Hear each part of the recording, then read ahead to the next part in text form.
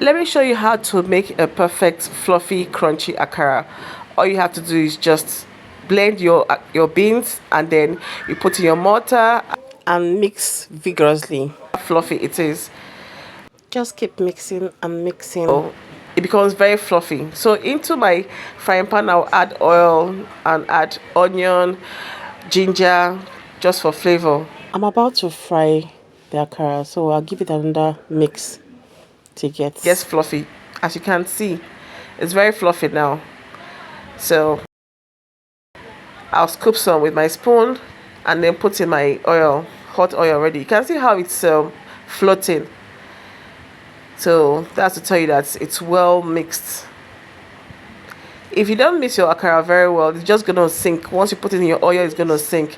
So as you can see, it's floating perfectly well. Once one side has fried, just flip to the other side. You can fry it darker than this or lighter. It all depends on what you like.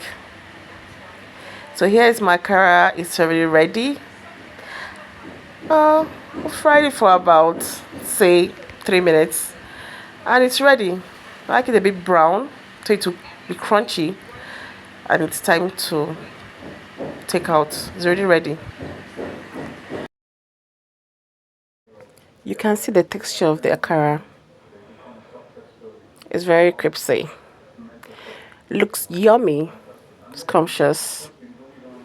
I bet it's gonna taste very nice. So let's give it a try. Delicious.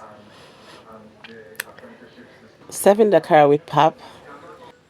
Let's make pap. Into my bowl, I'm going to mix my pap. I put little water, cold water, room temperature water, and then I'm going to mix till it's well combined, after which I'm going to put my boiled hot water and stir till it gets cooked thick and ready to serve.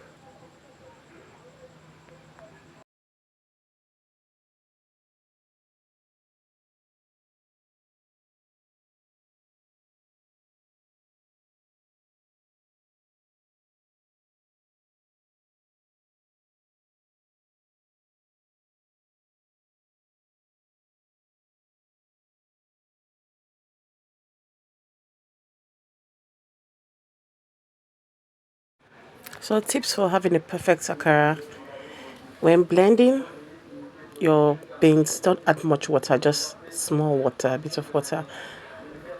Then you mix and mix and mix till it gets fluffy. Even while frying, once you put the first set, mix again. Try to mix it vigorously till it gets fluffy again, and then you put into your hot oil.